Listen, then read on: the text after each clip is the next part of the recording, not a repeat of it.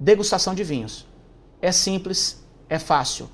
Não procure imitar as outras pessoas, seja original, faça a degustação na tua velocidade, com calma, num local tranquilo, não se sinta pressionado, não tente impressionar ninguém. Vinho não é um bicho de 7 cabeças, é muito mais simples do que você imagina. Vinho é feito, como eu falo, para unir pessoas, não para separar. A água separa continentes, vinho une continentes, une pessoas. Valendo sempre lembrar que quando você estiver fazendo uma degustação, ou mesmo tomando vinho em casa, no restaurante, nunca esqueça de ter uma água do seu lado. Uma taça de vinho, uma taça de água. Eu prefiro, no caso, da água com gás. Por quê? Ela limpa o meu paladar e ela me prepara para o meu próximo gole de vinho. Limpando ele, eu sinto um pouco melhor o sabor. Bom, o retrogosto, como eu te falei, é aquela sensação ou sabor que fica na boca após a ingestão do vinho, ou no caso de degustação profissional, após você ter cuspido o vinho. Alguns vinhos são mais ligeiros, eles ficam pouco tempo na tua boca o sabor dele, variando às vezes entre 3 e 6 segundos.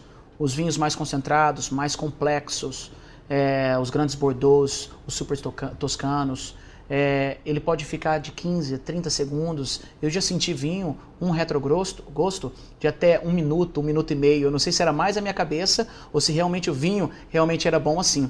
Mas é aquela sensação que fica na boca, na língua. E espero que ela seja agradável, porque ela, se ela for desagradável, pode tirar fora que aquele vinho não é bom. Não que ele agrade ao teu paladar, muitas vezes ele não agrade ao teu paladar, mas ele é um vinho bem feito, bem elaborado, de qualidade. Mas somente você que não se adaptou a ele. O que você sente é o quê? São os taninos, são as frutas que vão mudando as características. Normalmente começou com frutas vermelhas, no retrogosto você sentiu frutas mais maduras, como amora. Enfim, retrogosto é isso. Não tem muito mistério, não tem muita invenção, não tem muito enrolação. Fora o retrogosto, o que você sente é a acidez que pega nas laterais da língua, é o tanino que você sente no fundo da língua e é o residual de açúcar ou a doçura que você sente na ponta da língua. Alguns vinhos também têm uma característica meio salgadinha que você vai sentir também na lateral da língua. E como eu te disse, os sabores se sente com o olfato, não com o paladar. Paladar, acidez, salgado, doce e amargo. No caso da espumante, a degustação dela é mais simples. Por quê? Você não vai gargarejar o vinho na sua boca, você não vai conseguir sentir muitos aromas nele, porque do próprio formato da taça, que é muito mais fechada, as bolhas, que são mais concentradas, que existem gás carbônico, o que dificulta um pouco a degustação dela. O que você vai fazer no espumante é simplesmente sentir o cheiro dela. No caso do champanhe, do espumante, que é feito pelo método champenoise, que é um método que foi criado na França, em Champagne, você vai sentir uns aromas mais queimado, de levedura, de chocolate, diferente dos vinhos espumantes normais, que não passaram por esse processo. Você vai pegar talvez aromas mais tropicais, banana. E tudo isso que eu estou falando, na verdade, é algo que está vindo na minha cabeça. Não quer dizer que existe aqui dentro isso, não foi colocado banana, não foi colocado baunilha aqui dentro, ou tabaco. São moléculas que realmente existem dentro do vinho, que elas aparecem depois do processo de fermentação e que existem as mesmas moléculas em algumas frutas. Por isso que o grande lance é o quê? Você trabalhar com a sua memória olfativa. Lembra da sua infância. Sei lá, da torta de maçã que você comia na casa da sua avó quando você tinha 5 anos de idade. Lembra do bolo de chocolate que tua mãe fazia quando você tinha 12 anos. Ou daquela macarronada com carne moída. Ou dos morangos que você colhia. Enfim, tudo vai depender da tua memória. Por isso que eu falo, eu morava nos Estados Unidos, aprendi enologia lá e estudei. As frutas que existem lá não existem aqui. Eu pegava muito mais banana, maracujá, mamão, frutas tropicais do que eles. Eles sentiam o quê? Strawberry, que é cereja, que é outro tipo de morango, frutas que Eu nunca tive contato, então é difícil fazer esse tipo de comparação. Então vai na sua. Não importa o que o outro fala, se ele achou que tem chocolate, você acha que tem baunilha, que tem banana, vai na tua baunilha, vai na tua banana e confia no teu olfato, no teu paladar. Então, o vinho espumante é muito simples. É cheirar, ver as bolhas dele, como que elas são. Quanto mais finas, maior a qualidade, porque o processo de fermentação e de ganho de gás carbônico, quanto mais lento ele fica, que é no caso do champenoise, mais concentrada a bolha fica, mais fina ela fica, porque ela ficou mais tempo na garrafa ou no tanque. Então você olha, vê se as bolhas são persistentes, são grandes ou são pequenas. Cheirou, degustou e toma sua opinião. Como eu disse, não vai para a opinião dos outros. O espumante, ele é uma coisa bem mais fácil de ser degustada, de ser tomada, agrada a todos os paladares, principalmente ao paladar feminino, porque ele não tem muito álcool, é uma bebida bem leve, festiva, de comemoração, de alegria, de festa, literalmente. É uma bebida que acompanha um brunch num dia de sábado, dia de domingo, qualquer tipo de comida, um dia de calor do lado ou na piscina. No caso do vinho branco, o que você vai fazer? Mesma coisa, dá uma girada na taça, diferente do vinho tinto, do espumante. Para quê? Para liberar os oxigênios, as moléculas se quebrarem e liberar os aromas dele. Mais uma vez, tem vários tipos de técnica. Eu já aprendi a técnica onde você pega, gira a taça e dá leves respiros dentro da taça. Esse é um tipo de técnica. Tem uma outra que você vai girar a taça e você vai respirar profundamente.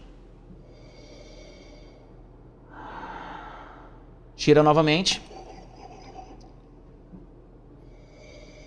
E cheira novamente. O que você procura no vinho branco? Claridade. Por quê? Porque não é um vinho que teve contato com casca, nem semente, nem nada. Então ele tem que ser um vinho claro, limpo. Você tem os vinhos que são mais amarelados, que depende do quê? Da uva e da fermentação.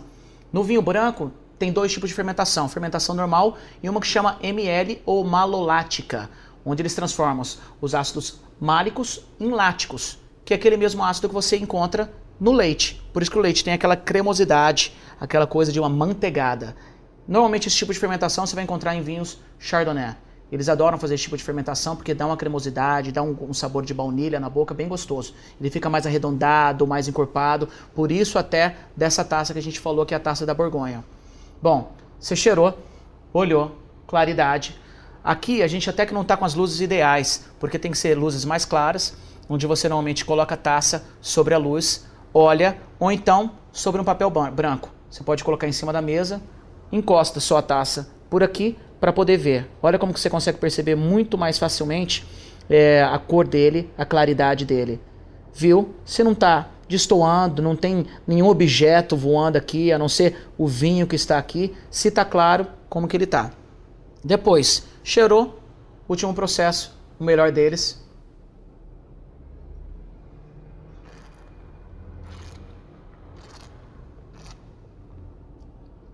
Que é tomar.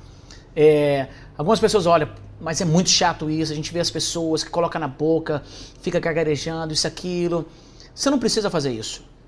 Eu procuro fazer isso quando eu estou fazendo uma degustação técnica, quando eu estou em casa, ou numa confraria, ou com amigos. Por quê? Você tem a tua língua, todos os paladares estão aqui, os 4. Você tem o sal, você tem o amargo, você tem o ácido e você tem o doce. O que você quer? Você quer que esse vinho ele entre em contato com todas as áreas da sua boca. A língua, na frente, do lado, atrás, inclusive a bochecha, o céu da boca, tudo. Porque cada parte dela você vai sentir um tipo de sabor, um tipo de aroma até. Não pela boca. Pela boca, somente 4. O doce na ponta da língua, o amargo no fundo, o sal e o azedo. Só isso. Fora isso, é aroma. Não existe gosto de banana, é o aroma da banana, porque ele entra aqui e ele vai sair pelo seu nariz e é onde você vai sentir aquele sabor. É por isso que quando você está gripado, você acaba não sentindo gosto de nada, de comida, de bebida, de nada. Porque se fosse assim, você mesmo gripado, teria como sentir o gosto da comida, porque não é o gosto, é o aroma. O que você consegue sentir é se é amargo, se é salgado, se é doce, se é azedo. Mesma coisa para o vinho. Bom, eu acho que o vinho branco dá bem esclarecido. No caso do vinho rosé, mesma coisa, pegou a taça, observa a claridade dela, se quiser, coloca sobre um papel branco, vê se ela está clara, qual o tipo de cor que ela tem. No rosé não tem muito o que se esperar. O que você consegue observar no caso desse, que é um rosé um pouco mais concentrado, você pode tentar chutar a uva que ela é feita. No caso dessa daqui é 100% Malbec, que é uma uva tinta, uma uva da Argentina, por isso que deu uma coloração dessa, uma coloração um pouco mais concentrada. Como eu te disse, pega, olha, observa, claridade, intensidade. Tá certo? Tá destoando dos rosés que normalmente você conhece? Porque o grande lance é esse, é comparação. Você compara os vinhos com os vinhos que você conhece e com os vinhos que você já tomou. Esse caso é um rosé bonito, uma coloração bem rosada, bem intensa, bonito rosé. Pegou, mesmo processo, gira a taça para poder liberar os aromas e os sabores. Os sabores não, você vai sentir depois. Os aromas dela, pegou.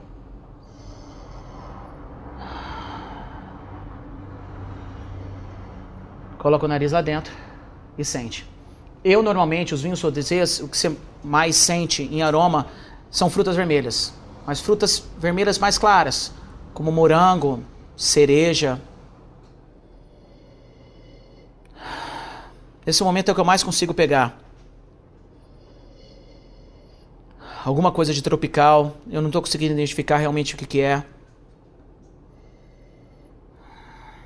Enfim, sentir o cheiro, tenta lembrar, recordar da sua infância, do que você gosta, do que você provou, do que você comeu, do que você bebeu, do que você cheirou e compara com o que você está cheirando agora. Cheirou, legal, corresponde, é agradável, não está um cheiro desagradável, não tem nenhum tipo de problema, legal, vamos provar.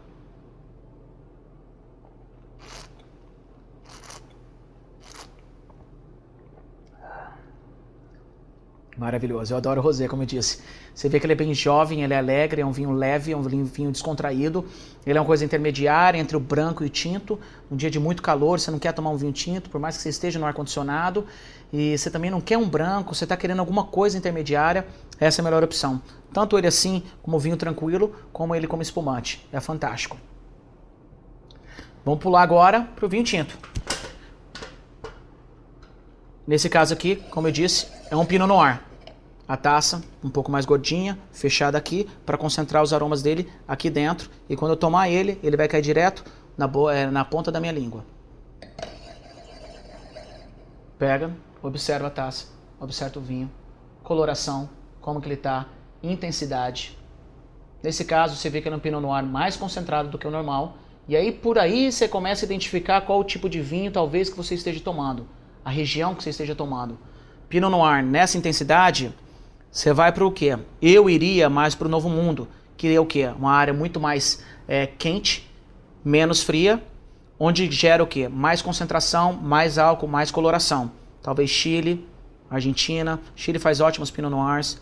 Califórnia, muitas vezes, pode ser. Talvez Nova Zelândia, Austrália. Pegou, olhou.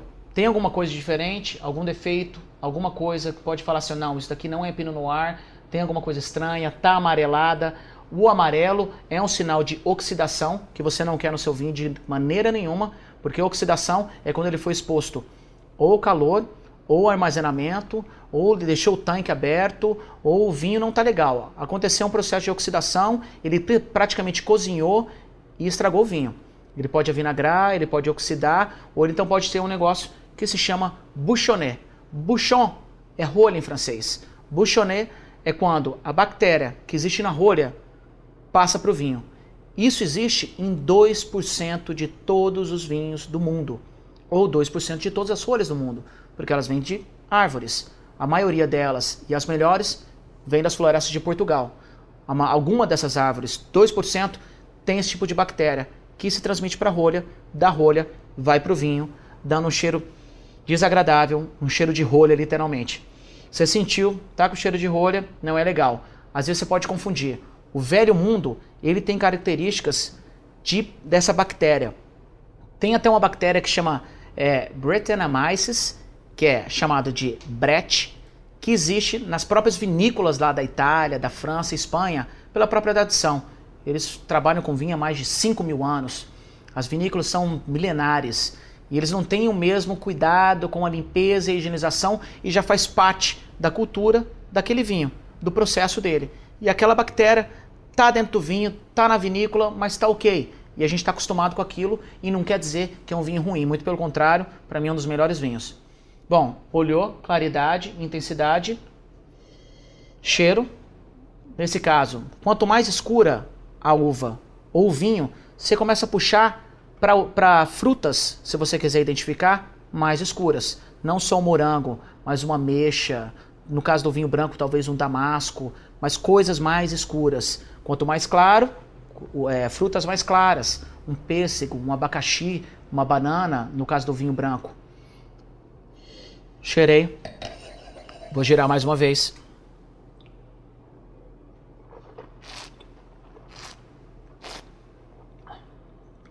Esse é um vinho de não muito tanino, pouco tanino, de médio corpo. Normalmente os Pinot Noirs, eles são mais ligeiros, não são tão encorpados. O corpo, como eu disse, essa intensidade vem da casca.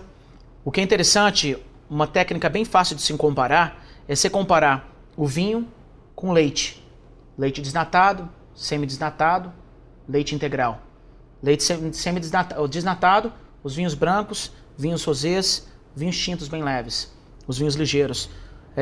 Um leite semi-desnatado, talvez um Sangiovese, um Barbaresco, dependendo também da região e da uva. Leite integral, Cabernet, Syrah, Carmener, Tannat. É o volume e o peso que você sente na boca. Compara com leite, mesma coisa. Toma um leite integral, como que ele fica na tua coisa, mais pesado do que o leite desnatado. Para o vinho, a mesma coisa. O que você sente é a acidez, que pega nas laterais da língua, é o tanino, que você sente no fundo da língua, e é o residual de açúcar ou a doçura que você sente na ponta da língua. Alguns vinhos também têm uma característica meio salgadinha, que você vai sentir também na lateral da língua. E como eu te disse, os sabores se sente com o olfato, não com o paladar. Paladar, acidez, salgado, doce e amargo. Agora a gente vai para o nosso último vinho, que é um Cabernet Sauvignon. Vamos fazer a mesma coisa. Girar, olhar, ver se o que você está enxergando agora naquele vinho, a cor dele, a intensidade. Algumas pessoas se atentam às tais pernas. Eu não me atento muito. A única coisa que quer dizer a perna é o teor de álcool que tem o vinho. Quanto concentrado ele é. Isso pode te dar um sinal para levar a imaginar num teste às cegas qual tipo de uva, qual o país de origem. Mas isso é só o começo, é muito difícil.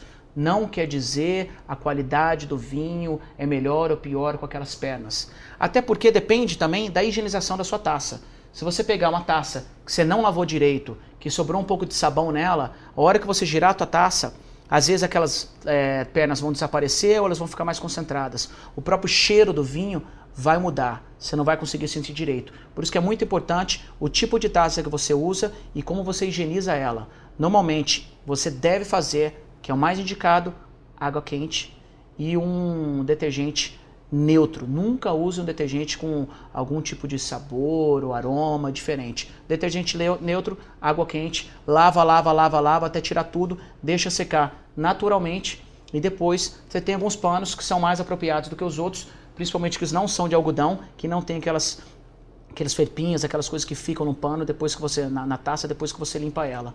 Esses são os ideais, aquele que tira todo aquele residual e ela fica bem limpa. Se possível, até se você quiser, um pouquinho de álcool lá dentro, dá uma giradinha, depois limpa e deixa secar naturalmente. Bom, Cabernet, o que eu quero? Eu procuro uma cor intensa, que é típico de uma uva Cabernet. As pernas, está mostrando aqui que o álcool dele realmente é elevado, que deve estar em torno de 14 a 15% de álcool, que normalmente tem no Cabernet. A claridade dele é boa, o brilho dele também, mostrando um vinho jovem, porque os vinhos mais envelhecidos, eles vão ter uma coloração um pouco mais amarronzada, amarelada. No caso do vinho branco é mais amarelado, no caso do vinho tinto é mais amarronzada.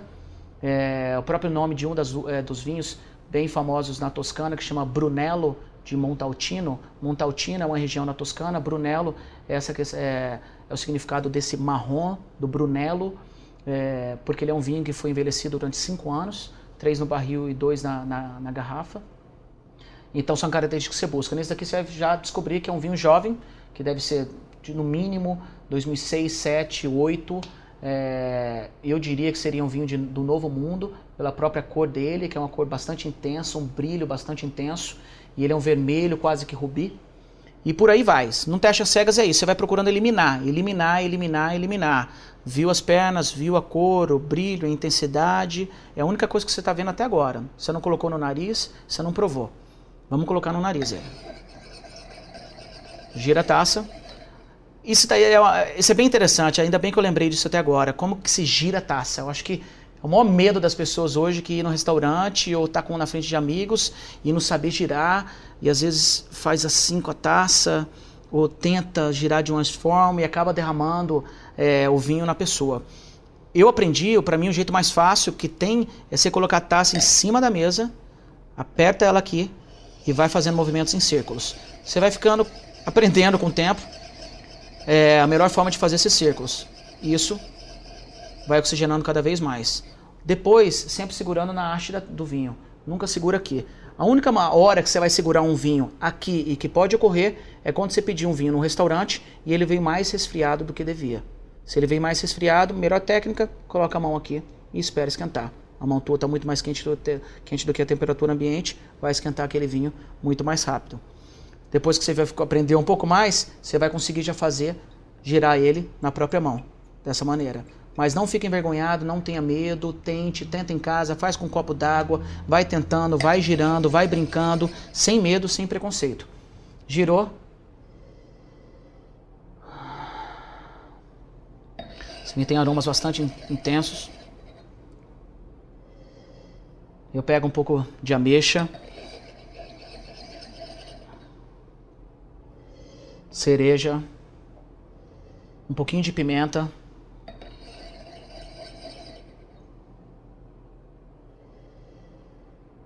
e banana verde. Eu posso estar errado, mas quando você sente esse cheiro de banana verde ou de pimenta, normalmente é um vinho que ele foi colhido não no ponto que ele deveria, mas um pouco antes do que deveria ter sido colhido. E a uva não ficou tão madura quanto deveria. Aí você sente no próprio olfato esse cheiro. Bom, sentiu o cheiro, você vai diminuindo ainda mais, eliminando ainda mais qual tipo de uva, país de origem que esse vinho é.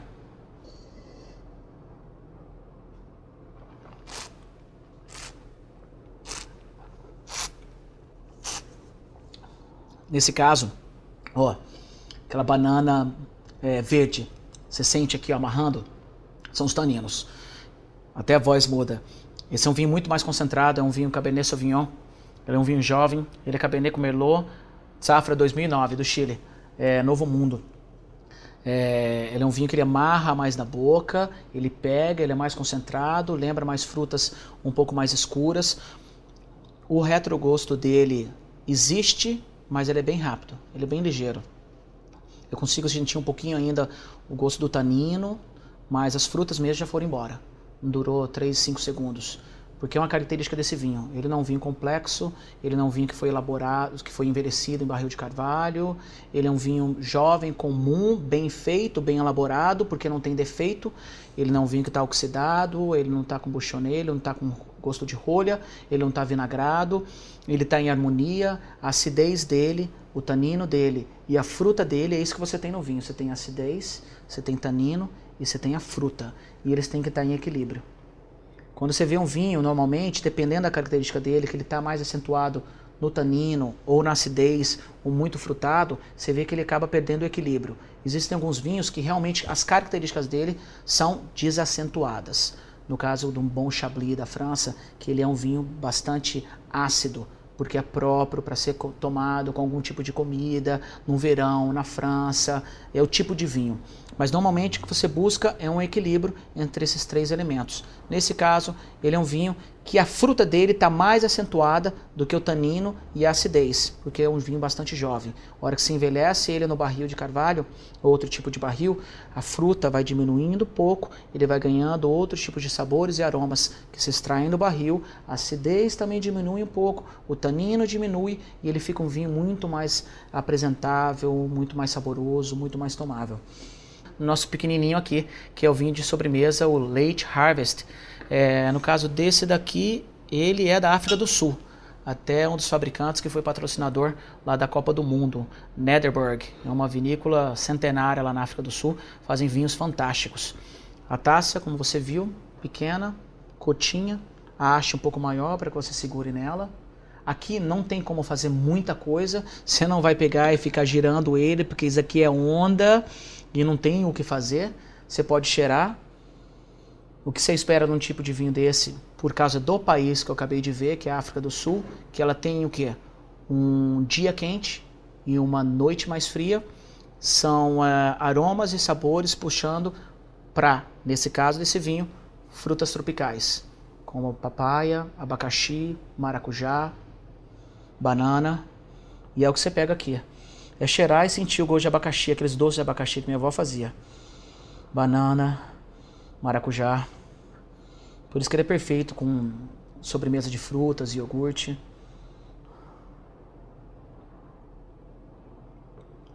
No caso desse é só uma bicadinha. Não precisa passar ele todo na tua boca, porque é muito açúcar. Se você pegar, ele vai travar a tua boca, você vai sentir até os teus dentes doendo. Então só coloca na língua mesmo, deixa ele escorrer na tua garganta e curtir ele.